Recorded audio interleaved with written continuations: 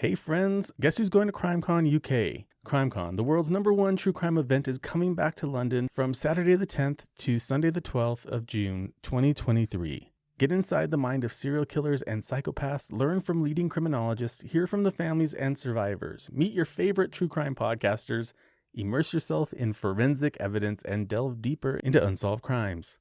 CrimeCon is the ultimate true crime weekend partnered by CBS Reality, the expert-led true crime TV channel. I will be there, so come and join me. Use quote consequence for a special 10% discount. Tickets are on sale now. For more information, visit crimecon.co.uk and use code consequence to save 10%.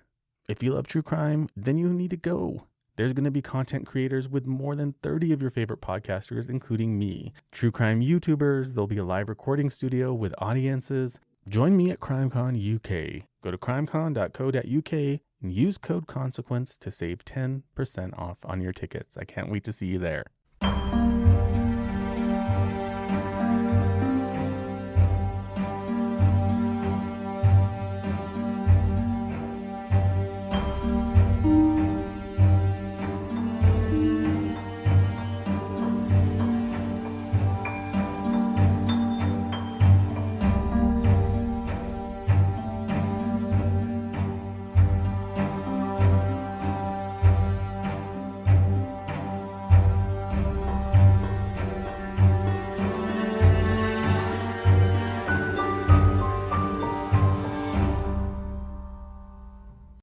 Hey, true advocates, and welcome to another episode of True Consequences Podcast. I'm your host, Eric Carter-Landin, and today I'm going to be picking up where we left off last week, covering the David Ortiz Jr. case.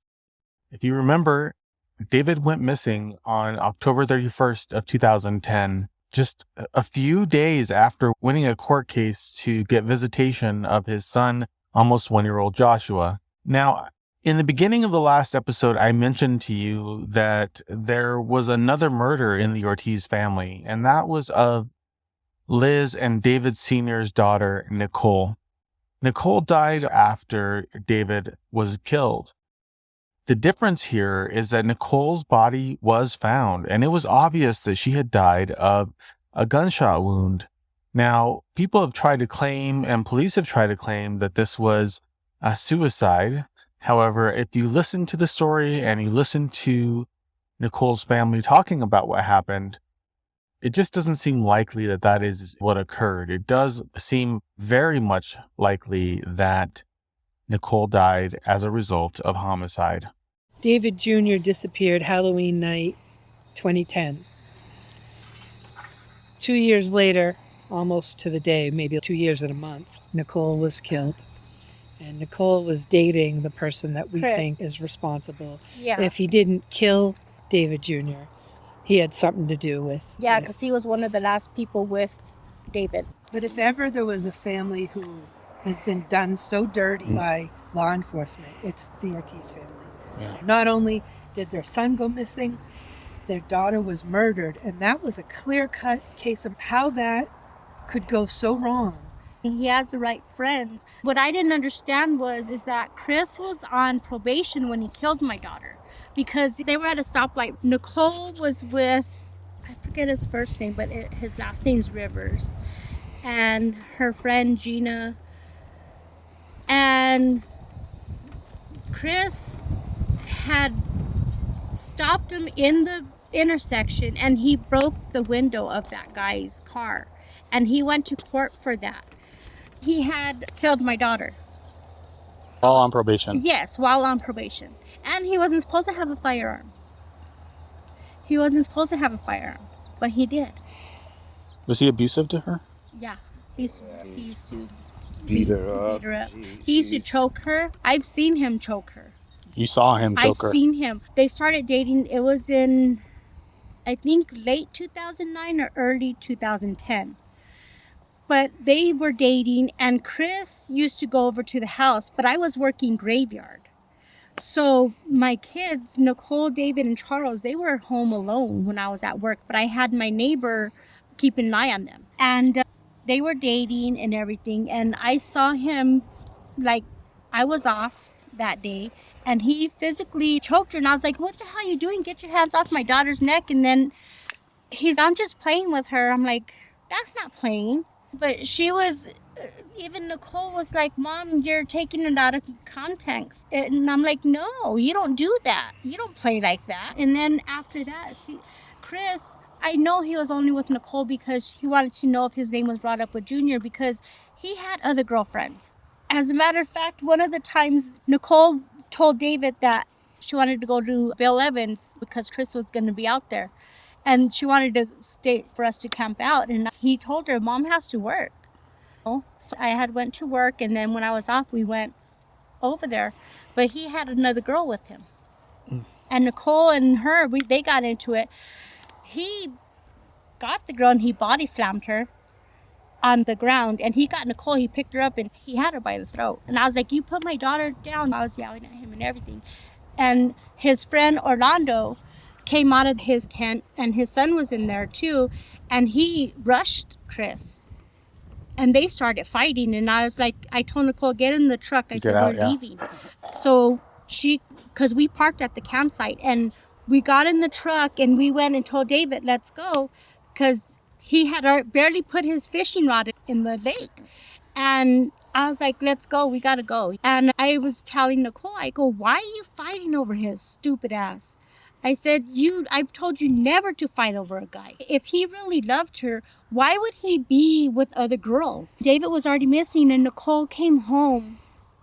She was so pissed off. She goes, Mom, you need to continue to see Joshua, and you need to try to get him from them.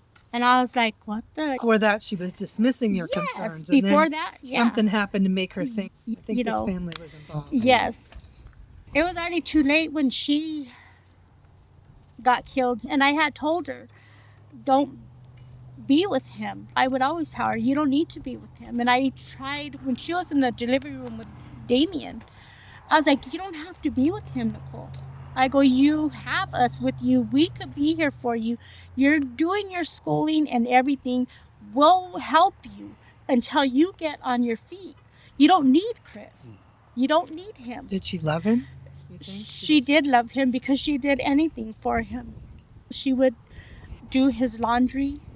She would always tell one of the other girls, Katrina Vasquez, when we would see her at the food basket, she would tell her, they would talk in the boyfriend things, and Nicole would be like, I'm wifing it, I'm doing laundry, she would cook for him and all this other. And he didn't appreciate shit. He didn't appreciate her. It's just not a mystery. The puzzle pieces are there. Right. Just no one's willing to put it together. No one's willing to put them together. And they're there. They're on the table. You can see them when you look at the whole case, both of their children. You look at all the things and all the tangents. It's a fucking giant jigsaw puzzle. And all you need to do is start putting those puzzle pieces together. And this one connects to this one, and this one connects to that one. And like Liz has said, a lot of these people connected to their children are dying. And the cops are telling us it's the lifestyle because they're involved in drugs. These are not really hardcore drug kids. These are kids who maybe dabbled, maybe they did a little of this or that, but these aren't the bad, like, they're disappearing and dying because they know something. They're connected in some way. They know about it, heard about it, were part of it. They know something. And if they disappear or die or OD, they can't talk. Okay, so now you've heard a little bit about what happened to Nicole. Now you know that this family has dealt with some tremendous loss. It's unimaginable the amount of loss this family has dealt with. And the fact that there's still no answers in both the disappearance of David Ortiz Jr.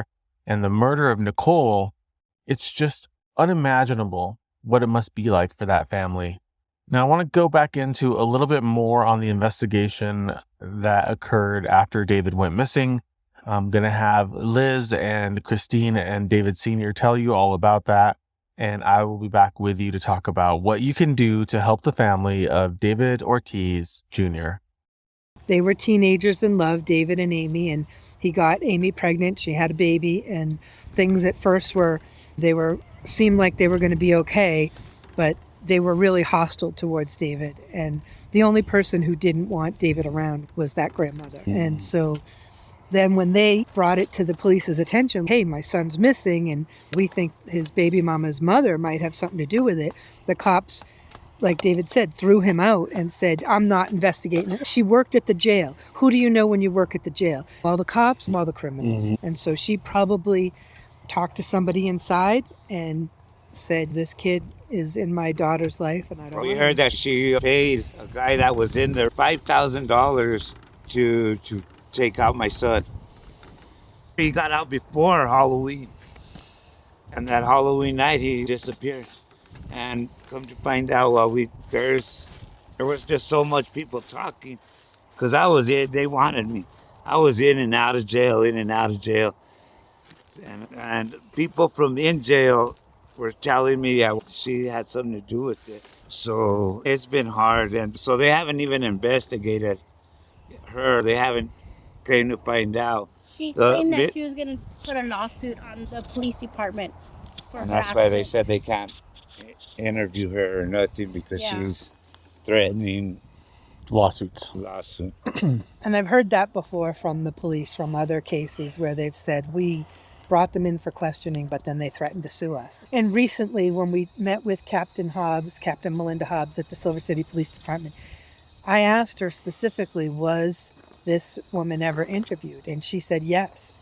So I don't know when they interviewed her or what they interviewed her about. Was it decades? Was it when David first went missing? Was it recently? But they've been very tight-lipped about everything. And we just can't really get any information out of them on what they're doing and if they're doing anything. Detective Hobbs says she was getting another agency out of Albuquerque, I think, huh? The Rocky Mountain Information Network, which is a bunch of, I don't know if they're retired or different law enforcement agencies that come together and look at cold cases. But why has it taken 12 years? We didn't want them fighting. We didn't want them drinking. We didn't want them doing drugs. What they did, they drank and they, like David, him and Nicole, and my son Charles, they would smoke marijuana. But Junior stopped all that once he knew he was going to be a dad. And that's one thing that during the courts and stuff, Pat had said the reason why she didn't want David in Joshua's life is because he was an alcoholic and he did drugs. He did marijuana and he stopped. And because I would get on his butt. Tell him, if you want your son in your life, knowing how Pat is, you need to straighten your ass out. I told him. And he's like, okay, hey, Mom, I love you, okay. And once Pat was making it hard for him to go see Joshua, because she would call the cops and say that he was trespassing, and she would make it difficult for David. When David first went missing in October, when I was the editor of the Sun News at the time, we did a story within 3 days, I think it was, or it was like a week. Liz has that clipping. And so in the beginning, I don't know if they got tips, but they searched the landfill. They've searched in Arenas Valley. An area in Arenas Valley. They brought cadaver dogs. They did do a lot in the beginning, but it turned up nothing. And I almost think those searches were more like, I don't know, maybe there were tips leading to them, but it's like, they look in the wrong areas. Exactly. It's like almost like they just explored stuff that wasn't as close. And I can tell you from reporting on past cases, like when I was telling you about Rachel Teresi Sierra's case, her brother was in her trailer digging up at what we discovered was later evidence. So the cops here aren't known for their ability to really research and investigate cases. It's been every major murder that I've worked on. The Bradley Farrington murder case. He's a cop. He was a Silver City cop who murdered his girlfriend. And 2 years he got away with it. They never even investigated him. He was stalking her. There was so much evidence that they were going through a divorce. It was a custody battle. And when the case finally did go to trial, they talked about the evidence, but it was really the lack of evidence. Like, they didn't have a perimeter. They let the family into the house. Like, they didn't do the kind of investigation that you would think would happen with a murder case. And I think that's what they followed their tips or whatever. They did a search here, they did a search there, but it almost feels like scattershot, like they weren't focused on investigating what the people closest to this that could be this case. And I've just seen it so many times where they found shell casings a week later on the road of this one particular murder. Like, They don't know how to cordon off a scene and investigate it. And here we have no scene. Where did David go? Where is he? In Nicole's case, who was in charge of investigating that? That wasn't even the next day. Chris's dad, Danny Calloway, Jason Turner, Zach Greeny, Brian, his own cousin, Brian Vasquez, they were cleaning up, tearing down the walls, tearing up the carpet, the flooring. House, yeah. Where Nicole of the trailer where Nicole was murdered. Yeah. So it's harder with David Jr.'s case because there's no body, there's no scene. Nobody knows where. So where do they search? But they will give you all the things that they have done. They did do some work in the beginning, but it's been 12 years and there's still no answers. And it just doesn't make sense. We're not the only families going through this, though. You're not. And that's what I tell the detectives. We're not the only families that have family members missing or has been murdered and nobody's been charged. And they're dirty here. They're no good. The cops are either with the criminals or they're just negligent on all the things that we tell them. They don't do nothing unless we ask for something. I think it's a combination of really embedded corruption and really not knowledgeable officers. It's a small town. We understand they may not have a lot of resources, but and then they're young. Yeah, they get these doesn't kids help. right out of the academy. They're 19 years old. They can pull over speeders and they can pull over someone who's not wearing their seatbelt. But can you really investigate a cold case? Can you? But you there's some of them that know what happened in certain cases, and they could give a shit. Or they're Honestly. related, or they've been paid off. I was told that the one case, the rancher who was murdered before David Jr. went missing, Tim Edwards is his name. He was murdered up on Bear Mountain on his road, the road to his ranch. And in the beginning, they made an arrest, and that kid confessed to being at the scene. And I later heard that his family paid the sheriff's department. The charges were dropped. Nobody was ever arrested in that case. And I heard recently, that case is 17 years old now, and his wife sold the ranch and moved away. And I just recently heard that somebody paid off the sheriff's department to get his son not to be involved in that case. Okay, so now I want you to listen to the family talk about what you can do to help their fight for justice and to find answers in the disappearance of David Ortiz Jr. We'd like to get him moved out of the city because everybody knows everybody over here and we're not gonna get no justice for nothing over here with them being involved in our son's case and in our daughter's case. There was so much that came up in my daughter's case where it shows how is she gonna blow her head off with her left hand, holding the baby with her right hand and shoot. It's impossible. The investigation that they pulled on that, the dad pulled the guy aside, or one of the officers aside, and that's where it all went to shit.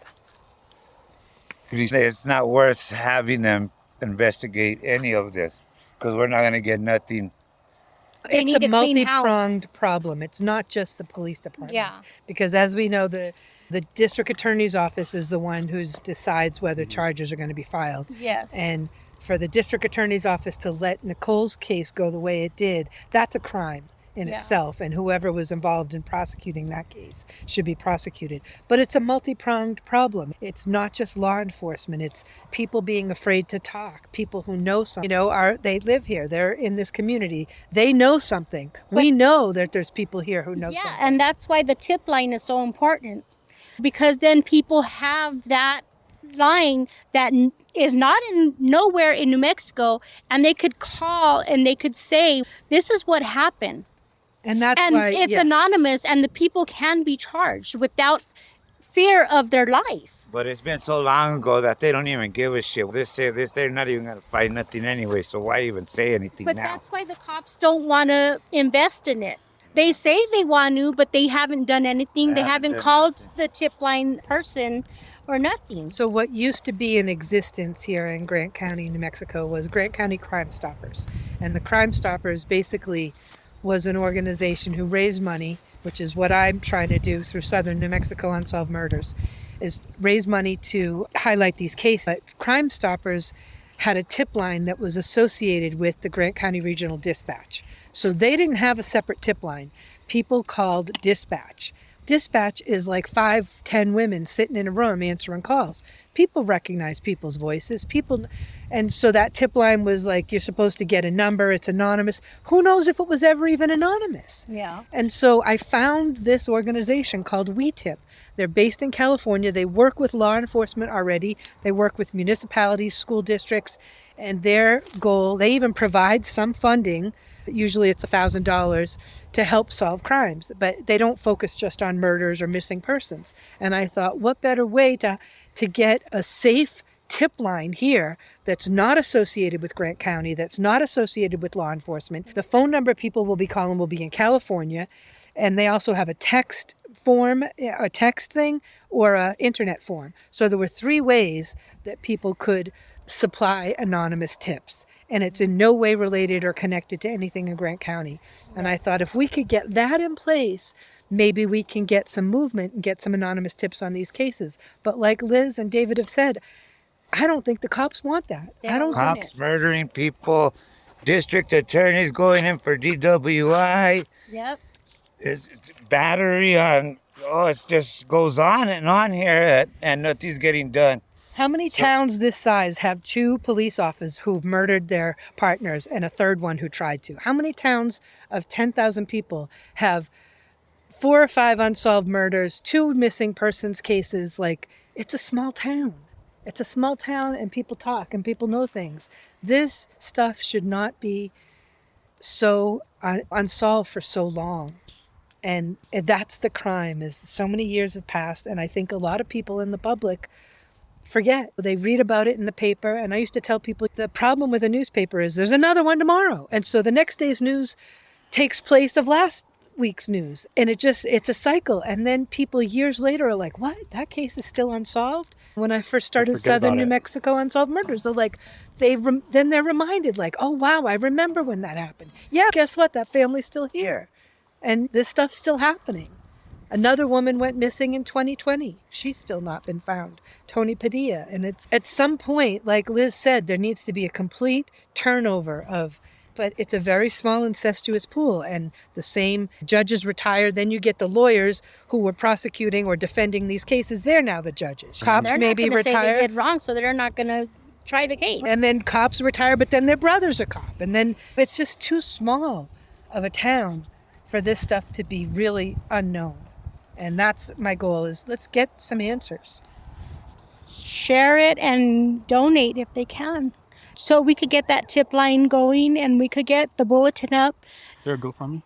Yes. I have a PayPal giving fund account. How much money do you need to make that happen? We'd love to raise $10,000, and that would give us money for rewards and the tip line and the billboard. Maybe not. Right now, all I'm doing is putting ads in the paper every anniversary of an unsolved murder or a missing persons case. If we had $10,000, we could get a tip line, and we could have at least a $5,000 reward for the first tip to come in. And in the early stages, Grant County Crime Stoppers did offer, I think, a $2,000 reward for information leading to finding David or finding his remains or an arrest in his case. And $2,000 isn't going to motivate somebody to rat. And $5,000 is a starting point, and we get a tip line. And then we have to have cops who are willing to follow up on the tips. So if somebody wants to give a tip, even though we don't have the anonymous tip line set up right now, where could they go? They could email Southern NM unsolvedmurders@gmail.com. That's Southern NM unsolvedmurders@gmail.com. And they can do that anonymously? It'll come to me, so I don't know if it'll be anonymous, but people can set up an anonymous email if they want to do that. And I just want to get the information to law enforcement and hope that they start really investigating. I think that the tip line's the most important right now, especially for all of us victims in Grant County. Yeah. We love our kids. We want justice for our kids. We'll never give up for our kids. And we love them. We just want justice for them. And they're not the enemy. These families are not the bad guys. And I feel like oftentimes law enforcement takes a threat. We're a threat. They look at the families like they're a threat, and the families are going to be a problem for them. And it's like the families just want answers for their family. It would be nice to get state police involved. I feel like state police have another level of investigative abilities And resources. And I feel like state police are not necessarily based here in Grant County. State police helped out on another unsolved murder. It took a couple of years, but I view state police as an ally, and I wish that local law enforcement would view them as an ally too, and try to engage with them and say, let's bring all our resources to the table and let's find out what happened here. Yeah, you would think they would all want to work together anyway. It's just unfortunate. That's their own safe line. If you get burnt out, maybe this district will, or this station will find what they missed. Sure. They could use that, and that's what I told Hobbs. There's nothing wrong with a fresh set of eyes. There's not, and that she even agreed to that. But they don't let it go. But they No. we don't see it happening. Right. That's No. the problem. We don't know what's going on behind They the scenes. say what we but want to hear, and that's it. Choose. Okay, shut up now. Let's move on. Like you've had your say. Yeah. We've heard you out, and I feel that they just dismiss them when they walk out the door. And once the door is closed behind us, it's like, what? So what did we just have that meeting for? Just try to bring a little bit of optimism to the table every time, because if you don't have a little bit of optimism, why do this? Yeah, if you don't have hope, Yeah. what's the You gotta point? have just hope at some point. But like the Bradley Farrington case, that cop got away with it for 2 years. And then there was a cop who was on the Grant County Sheriff's Department who had moved away. He was up in Gallup. He came back. He looked at that case and he called in Farrington for questioning and he was arrested.